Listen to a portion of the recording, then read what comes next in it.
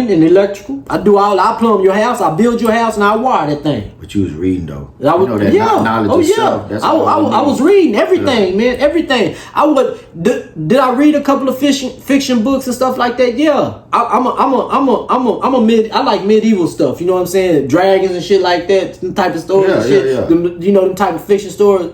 But I might have 2 fiction books right here. But I got about 6 or 7 books kicking facts. Or knowledge or learning about cultures and stuff like that. Entertainment. You know what I'm saying? And that was part of my escape because you can't allow yourself to be too serious, bro. Because you'll forget you'll forget yourself in that too. You know what I'm saying? You got to step outside the box a little bit and come back in the box. You know what I'm saying? You got to have that balance. Yeah. So going through all these stages from the penitentiary, you know, it said to my accident, you know, Facebook was part of my therapy, man. You know what I'm saying? And having people in my inbox telling me this and telling me that. And then people don't know this is how I got close to all the youngsters. Because they would hit me in my inbox and talk to me and ask me questions and what do I need to do? I'm in this situation and this situation. You start getting that? You know what I'm saying? Yeah. From males and females. You know what I'm saying? Young and old. Like I had the key. It ain't that I got the key. It's just I done been through a lot and I know some things. And I. But it came from that incident. Yeah. Though. And you know what, King. You know what another way that kind of turned my life around, man, is when I stopped lying to myself. What was you saying? Like just say for instance, like. Okay, when we did the robbery in Refugio, for years I told everybody they tried to rob us. For years, that was my story. All the way to the penitentiary. Now them niggas tried to rob us, and you know, one day I just said, "Nah, man, we robbed them niggas. I belong here." I remember that lady's face when I shot that house up and I was running out and I seen her balled up on that couch. I ain't never put it like this. I ain't never want nobody ever be scared of me like that. I ain't never want to put no type of fear in nobody else like that, especially a woman. And I seen how that lady was scared, man. That shit haunted me for years. For years. Until I admitted that I was wrong, I was able to start looking in the mirror, holding myself accountable. Now, Cre, you wrong for that. Go apologize. I apologize to niggas in the penitentiary for going off on them. Go back to them, say, man, I apologize. I was wrong. When you said that earlier about when you messed up, you know what I mean? That's what I heard. That's important. Everybody can't do that, man. Yeah, I would do that, man. Oh, really? I would do that. And that shit, like, even when I came home, that means you're trying to fix it. You see the problem, you're gonna fix it. When I came home, I got my kids together, driving Dominique Nunu. I apologize for leaving them. And I say, whatever y'all need to say, whatever y'all want y'all daddy to know, where I failed y'all, let me know. And everybody said they peace, bro. They told you? Yeah, I gave them the opportunity because I left them. Yeah. They got a right, bro. You got to, as a man, you got to give your kids the right, bro. You got to give, especially when you leave them at the most detrimental time of their life. But what you saying is so important. A lot of our people got childhood. We got people in their 40s, 50s still got childhood trauma right now. I still do. Look, but they ain't never addressed it. So you gave them the opportunity to address it. Yeah, and I did. With no repercussions. Well, you know, I was no, I ain't do none of that. And I got it the most from Dominique because he was hurt the most. Well, how'd you know to do that though? It was the right thing to do. Every man ain't finna sit down and be like, hey, go, I got 3. I know because they ain't ready to be. He was a father before he left. They ain't ready to be no man. Yeah, he was a father before he left. Niggas is not ready to be no man, bro. Mm-hmm. Niggas is not ready. Look, the other day Charleston White was on TV, right? On one of them what's the names, and he was on a platform with like 3-4 dudes, and he was talking about like, nigga, I'm not patching up with no nigga that ain't forgave his baby mama. Or ain't went to go apologize to his baby mama. Or, you know, they not together, nothing like that. He said, nigga, go look in the mirror and then go back and apologize to everybody. Well, that's what I did, man. I went and apologized. And I told everybody, whatever I done wrong to you, go get it off your chest. Because you had that right, bro. My kids had that right, man. And the reality of the Bible, if a nigga don't apologize, if you can't ask God for forgiveness, if a nigga know that Bible, you got to go to the person you're offending and ask for forgiveness before you pray and ask God to forgive you for that. You praying an in vain prayer if you don't go back to the person you hurt. So it was important for him to go back to those people because there wasn't no reason to pray for So it. you thought about that when you was in there, you had to come out and do that? That's why I asked when you did that. You had to come out. You already had that. Yeah, okay. I was already locked in on these type of things, bro. That's why I was asking where it came from. That religion and just the fatherhood and religion. And the thing too, bro, it set me free. But let me ask you this. Okay, it set you free. Once y'all did that, did y'all get tighter? Like you seen something in them, and then after that, they was all right? Man, if you look at my sons, they rap, they sell clothes. The same thing they daddy did. They rap and they sell clothes. And they damn good at it. So I know whoever I was in their life, it was somebody important. It was somebody that they love. My kids, they call me daddy to this day. A lot of niggas don't get called daddy. When my son called me from prison, daddy. He damn near 40 years old. Dominique, daddy. Nunu, pops, daddy. My daughter, daddy. They could call it a Creon if they wanted to. If they chose to. That's right. I abandon them. I don't care what nobody say. I can't tell nobody about your walk of life or how you feel about things like that. But if a nigga, we got options, bro. Mm-hmm. You got an option. You got an option to walk straight, or you got an option to walk the straight path, or you got to walk righteous path. You got a righteous heart. And the thing about it is like, I tell my nigga, ain't no free. When the nigga get locked up in there, I ain't screaming free nobody. Nigga, we know we did the crime. Mm-hmm. Do your shit like a G and come home. Mm-hmm. Nigga, not no political prisoner. You wasn't out here fighting for the people and got locked up. No, nigga, we was doing what we was doing. So when you get locked up, I'm not writing no free, my nigga. No, the nigga did the crime. He's not innocent.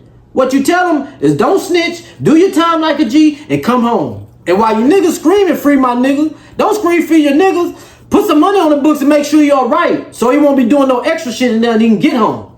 Yeah, facts. Look out for him like that. Look out for his kids. Cause I had niggas picking up Nunu regularly. I had partners picking up Nunu regularly while I was gone. I had people in my kids' lives. That's the way I look at it, bro. And once again, I can't tell nobody how they think. This is how Creon think. Nah, you right though. I used to do them free my nigga post until I sat down and thought about that shit. Some of them niggas are monsters, man. But I got a partner right there, y'all know him, but I ain't gonna say his name. He got locked up a couple years ago. My partner. I ain't never feel like that. I feel like, say, man, you go down there and figure it out. Cause you don't go back, I don't finna say you come out, you finna fuck something up. My thing is, man, don't come out there and hurting or harming yourself or somebody. You gotta figure it out, man. Some people deserve to be in that motherfucker. So look, King, while it's a bit on your story, because a lot of people don't know where you get your knowledge from. Oh, man. By what happened when you was young and how we got where we at. Yeah, it started a long time ago, man. I got locked up in 1991 for attempted capital murder. And everybody from Corpus know what happened. I was just a kid committing a crime. It was 4 of us. And we planned around. I planned it out. They called me the mastermind. All of them was older. Tim, Eugene, Desmond, they was older. So I planned it out. But before that, actually, man, I was fucked up. I had already had like 4 felonies before that. So I was already fucked up just doing some crazy. I ain't never been on the streets or just been like, so I was 13, so I don't know nothing about the, you know what I'm saying? Yeah. I was just doing ignorant, crazy little shit. And yeah, man, and then that put me in there. Went to TYC, and then when they gave my time, my thing is I ain't never cared, man. Once I commit that crime, people be crying, be complaining and crying. We did our shit back then. We didn't flinch. Look, they gave me that 20 look, I didn't flinch. They told me I was going to the pen up there, I didn't flinch. I did that. I wasn't like these new ones coming in, they crying, they complain, they thinking that, nah, man, go on and accept responsibility for your actions. You did that. And back when we grew up, it really was a badge of honor. Yeah. So yeah, I went in there for that in 91. Went there in TYC and Yeah. Went through all that, man. Started, you know what I mean? When I first went through there, a lot of them dudes went to the pen. They went to TYC, Cream. They went to TYC. A lot of them dudes started gangbang. So my story different. I always been my own man, stood on my own. You know what I mean? I didn't get in that till later when Eugene got son up. I was like, this nigga get son up. He got 7 years. He was a good boy. I'm gone. I said, you know what? I'm finna act a goddamn fool. And then at that time, though, but I had to look back and see, I had so much anger in my body. I said, now I got a reason to get out, but I ain't never want to be against my people, fam. So my mind was so different, you know what I mean? Yeah. But now I got an outlet to release it, you know what I mean? I wasn't gangbanging. They kept asking me. It took me years. So I got there in 91. I ain't start gangbanging like 94. So I wasn't like everybody that just joined and wanted to be. I was always my own man. I ain't know nothing about none of that. I ain't want to be a part of that. Yeah. You know what I'm saying? So when it happened, I had that anger. Once he got son up, that's my mind flipped. When I seen Eugene go to the pen, you know, he went in 94, he went and got out. He went, but they let him out. I said, man, fuck. I said, I'm finna act a goddamn fool. I ain't going on. I had 20. So I had 20 years. I said I had 20 years. So before my 18th birthday, the judge determined they gonna send me home or send me to the pen. So I said, man, I'm going to pen. I'm finna make fuck it. And started acting a fool, man. And went down there in 95. Clay was there. On Clemens, Clay, Ballard, T LOC came later. And went there in 95, man. And when we first went through the system, we was the first wave of the gangbanger to come through there. Yeah. It was Dallas or Houston. I never forget one time I looked at this dude named Bubba Dick, he was a blood. And them Dallas dudes jumped up and they was like, hey man, you can't look at him, this and that. We was like, hey man, we made it the one or the other. You can't be both. Yeah. You know what I mean? But yeah, we was the first way to bring that down there. But yeah. Yeah, being that young in TYC, how did you deal with being locked up away from family as a youngster? You know, most people can't even take it as a grown person. You know, my son, any kid, when Nunu was little, he gonna panic if you leave him in 5 minutes. How did you get to the point where you could deal with, I'm young and I'm on my own? My sister used to come up there all the time. So she used to come up there and visit, and she used to come up there all the time, man. And at that time, I didn't understand time. I didn't know what 4 years meant. So I had to do 4 years before I seen the judge. So I didn't know how long that was. You a kid, you just moment to moment. I didn't understand how long that was gonna be. So I was just doing my time, and my sister would come up there and visit all the time, and that's it. Some more family members came up there. In the end, man, I was just like, say, man, I did it. Let me just do the time. Yeah. So you know what I mean? It wasn't with a point where you got to think. It wasn't a point where I got locked up later. Like I had a life. I was a kid, so just like, okay. You know what I mean? So I just got to do what I got to do. I ain't know nothing else. Yeah. And how old was you at that time? 13. I got locked up 13, 1991. Went in there and, so she used to come. And was it easy? I mean, our time at TY, it was just TYC. So we had girls there, you know what I'm saying? It was co-ed, and we used to have a swimming pool tables and all that type of stuff. Oh, so, yeah. And mind you, not to cut you off, mind you, before y'all got locked up, me and Richard Ayala, we get a call from Tim. He being bullied by somebody at Martin. Tim had called me. He was like, say, man, this dude up here, he'll bullying me, man. You know what I'm saying? I tell Rich, let's hop on the bus. We'll go up there and see what's going on. You know what I'm saying? I get up there. Man, I'm in high school.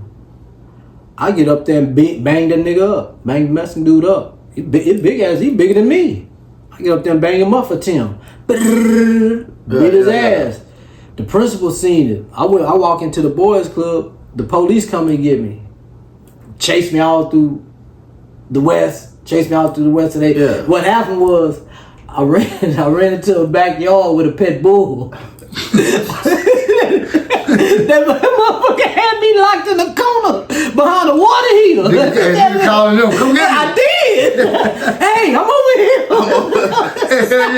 I want to be found now. Shit. Hey man, say boy, they talk boy, them all talk so bad to me, boy. If it was nighttime, we would have killed you. Well, whatever. You know what I'm saying? They took me to the juvenile, man. They just kept me there overnight. You know what I'm saying? They ain't even tell my parents nothing. All I do was I ain't tell my dad and my brother because at this time I'm staying with my brother now, man. You